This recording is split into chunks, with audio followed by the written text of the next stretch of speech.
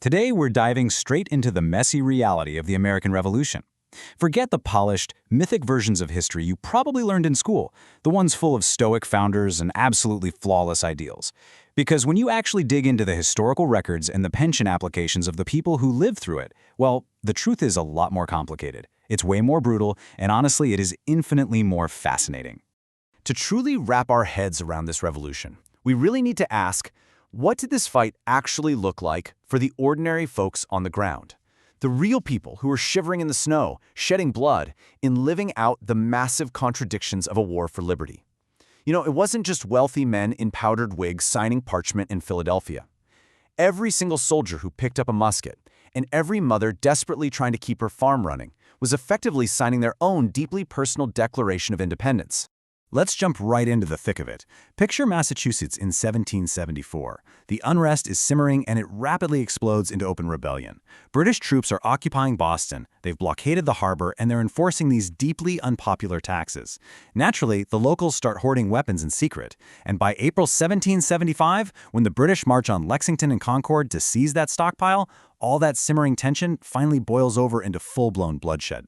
Now, when everyday civilian militias, the famous Minutemen, answered that call to arms, they had no clue they were kicking off a grueling, years-long war.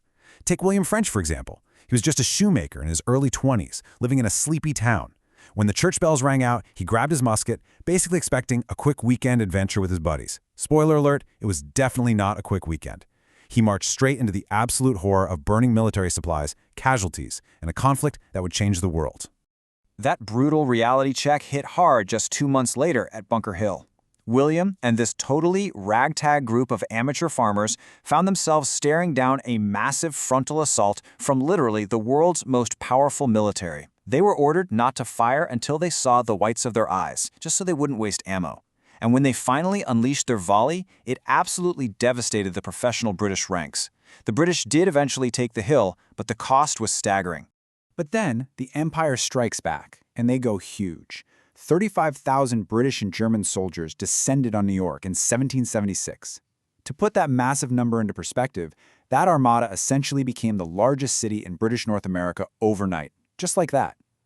And George Washington's severely outmanned, totally inexperienced Continental Army, they were pushed right to the absolute brink of destruction. And the suffering wasn't just isolated to the troops. As the British marched through the colonies, the war crashed straight into the living rooms of ordinary civilians. It completely shatters this myth that the violence was politely confined to the battlefield. Women like Susanna Chandler had to take terrifying measures just to survive. She literally had to hide her crying babies inside tobacco barrels stuffed with straw, fleeing into a swamp while she watched soldiers loot her food and burn her house to the ground. The sheer brutality went way beyond conventional warfare, too. A staggering 8,500 colonists died in captivity on disease-ridden British prison ships. See, the British didn't view the Americans as prisoners of war. They saw them as treasonous criminals. So they crammed thousands of men into the hollowed-out hulls of decommissioned warships. The death toll on those floating coffins actually equaled the total number of combat deaths on the battlefields. And, speaking of disease, that was actually the Continental Army's greatest enemy. To survive the freezing, starvation, and a terrifying 30% smallpox death rate at Valley Forge, Washington made a highly controversial move. He embraced cutting-edge Enlightenment science and ordered a crude but incredibly bold inoculation process for his entire army.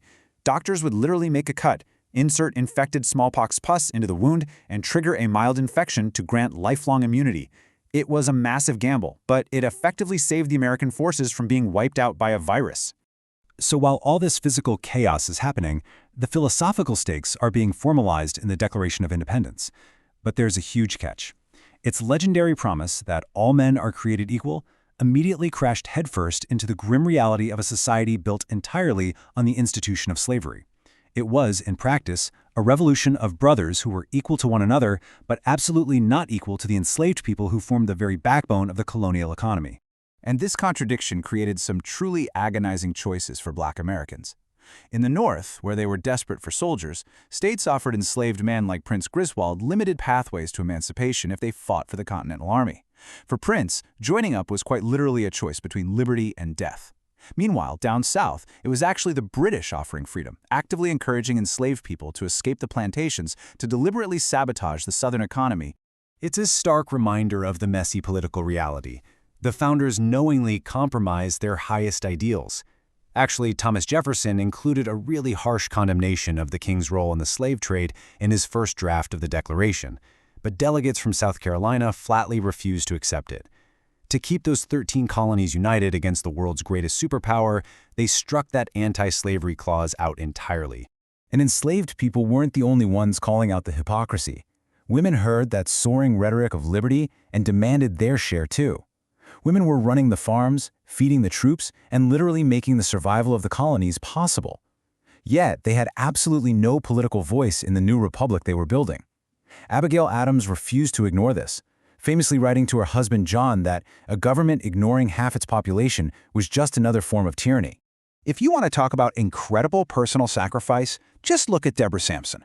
She was a poor domestic servant who bound her chest, took the name Robert, and enlisted to fight. Her dedication was so intense that when she took a musket ball to the leg, she performed surgery on herself with a penknife and sewed up her own wound. Why? Just to avoid a doctor discovering her true identity and kicking her out. Women were physically disguising themselves to bleed for a nation that wouldn't even let them vote. Okay, so despite all these massive internal contradictions and setbacks, the Americans managed a miraculous turning point at Saratoga in late 1777, capturing an entire British army. This was the moment. It proved to the watching world that this rebellion was actually viable, which finally convinced France to step in and provide the money, the naval power, and the troops the Americans desperately needed to actually win this thing. While the North reached a stalemate, the British shifted their focus south. And down there, the conflict quickly devolved into this brutal neighbor-against-neighbor civil war. Once the formal Continental Army was effectively wiped out in South Carolina, unsanctioned local militia stepped up.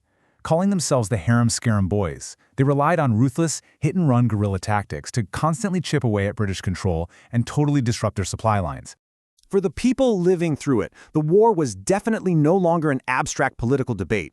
For teenage militiamen like James Potter Collins and his family, the high-minded ideals of Philadelphia had transformed into a visceral, do-or-die struggle for survival against the British and their loyalist neighbors. His father put it as bluntly as you can. There were only two options left: submit or fight. Eventually, that relentless Southern resistance forced British General Cornwallis to retreat to the coastal town of Yorktown, Virginia, hoping the Navy would bail him out. But Washington saw a golden opportunity and pulled off this massive historical misdirection. He staged fake campfires and leaked false plans to convince the British he was attacking New York. That cunning deception let him march his entire army south completely undetected, perfectly coordinating with the French Navy to blockade the sea and totally trap Cornwallis. But getting that final surrender meant Washington had to break the British fortifications, which was incredibly brutal. He ordered a highly secretive night raid on a crucial defensive position called Redoubt 10. To maintain absolute silence, exhausted veterans like John Boudet were ordered to attack using only unloaded muskets and bayonets. No gunfire, just a silent charge. They swarmed the defenses in horrific hand-to-hand combat, capturing the position and breaking the British resolve once and for all. That humiliating surrender at Yorktown effectively collapsed the British government's will to keep fighting. By 1783, the Treaty of Paris officially recognized the United States. But the impact didn't stop at the American borders. This impossible victory created an explosive ripple effect across the entire globe, inspiring a massive wave of anti-colonial movements and revolutions, from France all the way to Haiti. But here's the thing. Returning to daily life in the newly formed republic was, well, complicated. Kicking out the king didn't magically create a utopia. The new United States was riddled with deep, structural exclusions right from day one. If you didn't own land, you couldn't vote. For enslaved people, especially in the South, laws actually became harsher. Women remained politically voiceless, and the push Western aggressively targeted indigenous populations. And the founders themselves were acutely aware of this disconnect. Benjamin Rush, one of the guys who signed the Declaration, hit the nail on the head. He noted that while the ink on the Treaty of Paris ended the combat, the actual realization of freedom was going to be an ongoing struggle. The war was literally just the first act of a much longer, much more difficult trauma to make the soaring promises of the revolution a reality for everyone. So what about the ordinary people who actually survived this crucible? They met wildly different fates, carrying the scars of a revolution that gave them incredibly varied rewards. William French, he just went back to his hometown to make shoes. Prince Griswold survived as a free man, but at the terrible cost of his brother's life in combat. Deborah Sampson incredibly secured a super rare military pension for her service. But John Boudet, who fought in some of the war's fiercest battles, spent decades in poverty before finally receiving any government aid. Which leaves us with a pretty massive question to ponder. The American Revolution wasn't some pristine event carried out by flawless demigods. It was started, fought, and suffered through by ordinary people living in incredibly messy times, making some truly agonizing choices. They managed to secure independence, but the true revolution, that ongoing fight for equality, liberty, and happiness, was left unfinished. So, the real question is, how are we continuing their unfinished work today?